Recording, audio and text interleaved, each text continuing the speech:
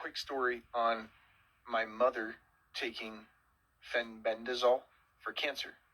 So my mom, being a nurse for 30 some years, cancer treatment center was going to cure her, yet she knew she was going to die. And she did not want to listen to me and my sister when we kept saying, you need to take this, you need to take this. All she could see was dog wormer, right? But she's so intelligent. The healthcare community is so intelligent that they know what's best. In fact, she looked at my sister and I said, do you understand I'm in the medical field? Like, we know what we're doing. And we kept telling her, Mom, you know these medications they're giving you is killing you. Anyway, we finally convinced her to start taking it. Out of fear she was going to die, she took it. Used Joe Tippin's regimen of this canine dewormer, fenbendazole.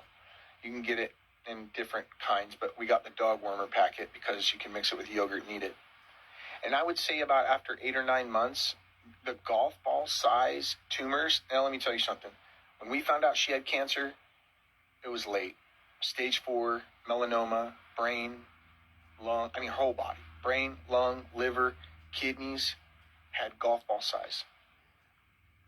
We had 3 days after we found out she had cancer, we had to do a craniotomy and remove a golf ball size one in her brain, or she wouldn't have made it another couple days. That's how bad it was. She got on the regimen, and I don't know, 8, 9 months, maybe a touch longer.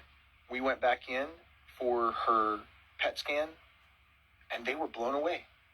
Cancer was gone in almost every part of her body. All the little ones that were all over in her kidney and her liver and her lungs, gone. The huge golf ball size one in her brain, in her lung, and on her adrenal gland, gone. Now, there was a halo over a couple of them, but they were transparent. The doctor was even like, wow, I can't believe I've never seen a patient with stage 4 melanoma after this long under our treatment look like this.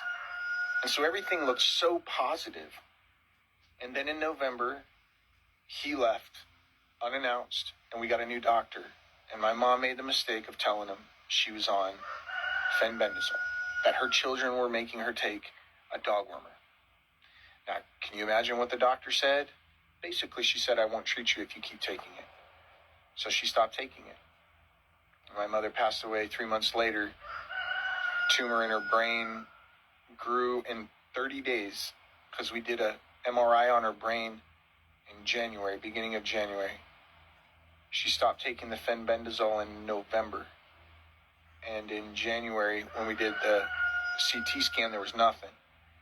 And then the end of January, she was looking real bad. And we took her in, and there was a tumor in her brain that was like dead center in a place you can't even operate.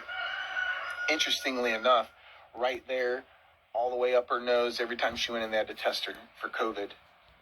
Ethylene oxide, I don't know. But what I can tell you is fenbendazole works. If you have a family member on cancer, I highly suggest it. Just my opinion, guys. Indeed. Have a good day. Just more evidence to me that you have to be able to be an independent thinker if you want to survive, because they don't know everything, and they don't all agree, and if you put your trust in someone that's like, oh, that's crazy, or that doesn't work, or that can't be true, yet there's thousands and thousands of people having excellent results, benefits, surviving. Sometimes you have to think for yourself. You can't just be like, I'm going to do whatever they say. And they don't have any stake really in whether you live or die. You do. So you have to be willing to be proactive, especially with something like cancer, because it'll kill you fast. And if you're not winning the fight, you got to go outside the box if you really want to survive.